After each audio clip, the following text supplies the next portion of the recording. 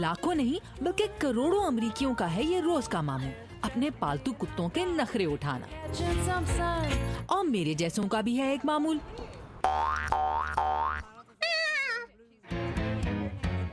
खैर, नौकरी की तो नखरा की।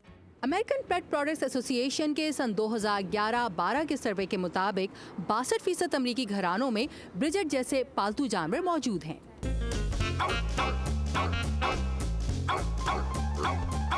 और इनमें सबसे बड़ी तादाद है कुत्ते रखने वाले अमेरिकन्स की।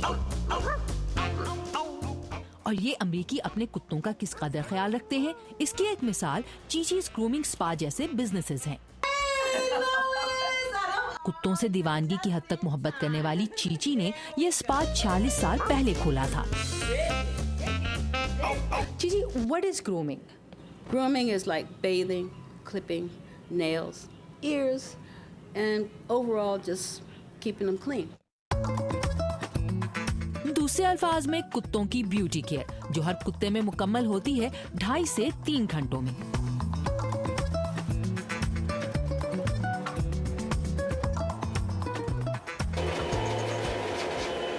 Smells so good.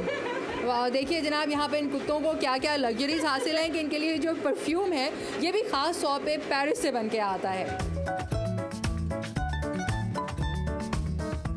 एक एस्टिमेट है कि अमरीकी अपने पालतू जानवरों की ग्रूमिंग पर इस साल $4 अरब से ज्यादा की रकम खर्च करेंगे। Your dog is an investment. It's part of your family. It's part of your life, and you want the dog to be happy. दुरुस्त, लेकिन पिछले चंद सालों की मुआशी सुसरवी जैसे हालात इस जज्बे और चीची स्पा जैसे बिजनेसेस पर कैसे असरअंदाज होते हैं? It hasn't affected too many people. The economy has not affected too many animal businesses. And a lot of my clients, a lot of them did say, well, Chichi, I don't get my hair done as much. I'd rather get my dog's hair done. And a lot of them did that. And then what we did also, we made it affordable. मशहूर शख्सियात के कुत्तों की grooming का honour रखने वाली चीची 73 साल की उम्र में वैसी ही एनर्जी के साथ इंसान के वफादार दोस्तों की ब्यूटी केयर में मसरूफ रहती हैं, जिसके साथ उनकी जवान बेटी। Americans are totally committed to the dogs. They're committed to the dogs. Sometimes